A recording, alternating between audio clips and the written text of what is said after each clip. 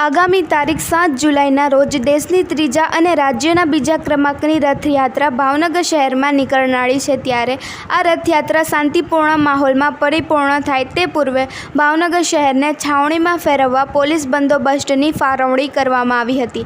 જે અંગે જિલ્લા પોલીસ વડાએ એક પ્રેસ વાર્તા યોજી પત્રકારોને માહિતી આપી હતી. આગામી 7 જુલાઈના રોજ ભાવનગર શહેરના નિયત 17.5 કિલોમીટર માર્ગ પર નીકળનારી 39મી રથયાત્રા પૂર્વે વાઘાવાડી રોડ પરના BAPS મંદિરે પોલીસ બંદોબસ્ત અંગે બ્રીફિંગ અને પોઈન્ટ ફાળવણી કરવામાં આવી હતી.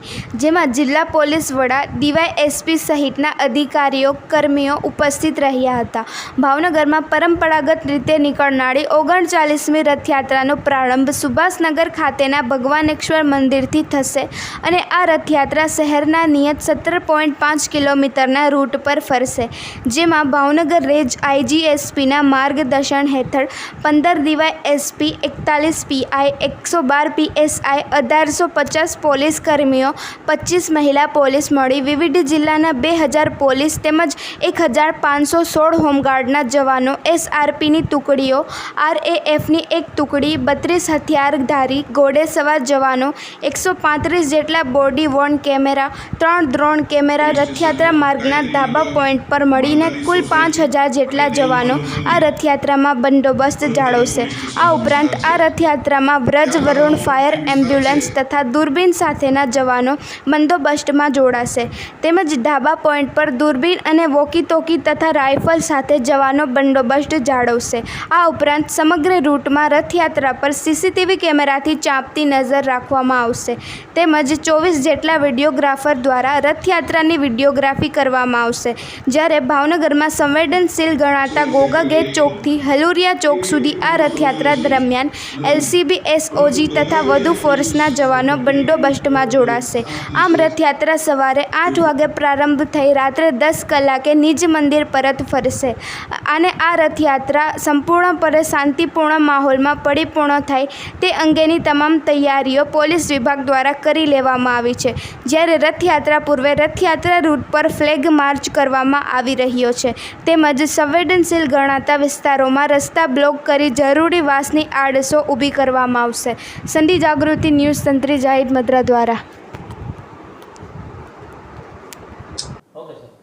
આવનારી 7 જુલાઈ 2024ના રોજ ભાવનગર શહેર ખાતે ભગવાન જગન્નાથની 39મી રથયાત્રા નીકળનાર છે.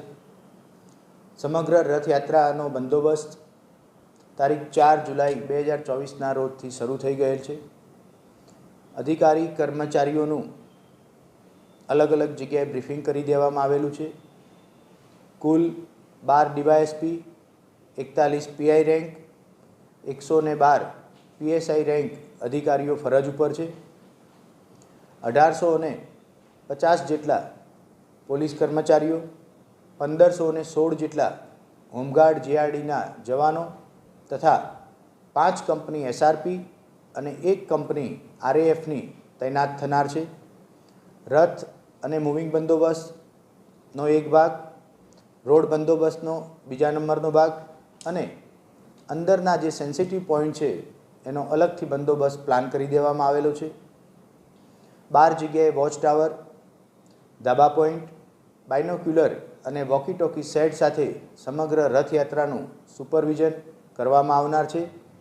રૂટ ઉપર 116 જેટલા CCTV કેમેરા જે ભાવનગર કંટ્રોલ રૂમથી મોનિટર થશે, 24 જેટલા વિડીયોગ્રાફર અને 5 જેટલા ડ્રોન કેમેરાથી સમગ્ર બંદોબસ્તનું એરિયલ સર્વેલન્સ રાખવામાં આવશે.